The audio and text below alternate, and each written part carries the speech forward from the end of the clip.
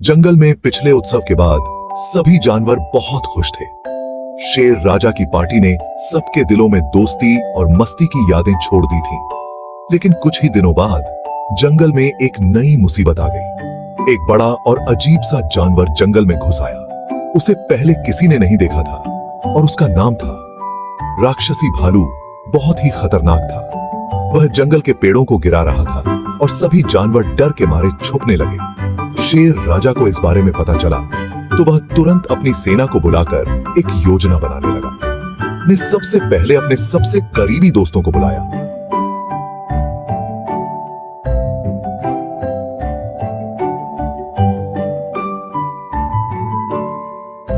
उसने कहा, हमें मिलकर राक्षसी भालू को भगाना होगा, लेकिन यह काम समझदारी से करना होगा, ताकत से नहीं। ने कहा, मैं अपनी ताकत से उसे दूर फेंक दूंगा।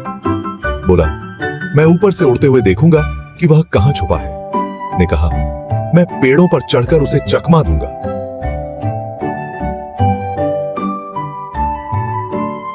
अपनी तेज गति पर भरोसा जताया।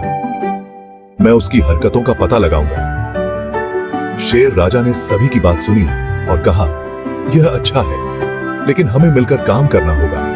साथ ही हमें इसे हिंसा के बिना हल करना होगा। फिर सभी ने मिलकर योजना बनाई। अगले दिन जब राक्षसी भालू फिर से जंगल में आया तो जानवरों ने अपने जाल को तैयार कर लिया। ने भालू को जंगल के एक बड़े गड्ढे की ओर दौड़ाया, जबकि और ने पेड़ों से पेड़ गिराकर उसकी राह रोक दी। ने ऊपर से संकेत दिए कि भालू कहां जा रहा है। आखिरकार भालू गड्ढे में गिर गया, लेकिन शेर राजा ने उसे नुकसान नहीं पहुंचाया। उसने भालू से पूछा, तुम हमारे जंगल में क्यों परेशानियां फैला रहे हो? भालू ने उदास होकर कहा, मैं अकेला हूं, मुझे कोई दोस्त नहीं है, इसलिए मैं यहां आया था। शेर राजा को यह सुनकर दुख हुआ। उसने भालू से कहा,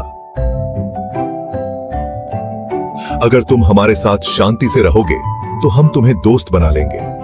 भालू ने वादा किया कि वह अब किसी को नुकसान नहीं पहुंचाएगा। इस तरह राक्षसी भालू जंगल में सभी जानवरों का दोस्त बन गया और फिर उन्होंने एक और शानदार पार्टी मनाई, जिसमें भालू भी शामिल हुआ। अब जंगल में फिर से खुशियों की बहार थी और सभी ने मिलकर अपनी दोस्ती और समझदारी से समस्या का हल किया। अगर आपको यह कहानी अच्छी लगी हो तो वीडियो को लाइक करें और हर दिन नई कहानियों के लिए हर दिन नया चैनल को सब्सक्राइब करना न भूलें।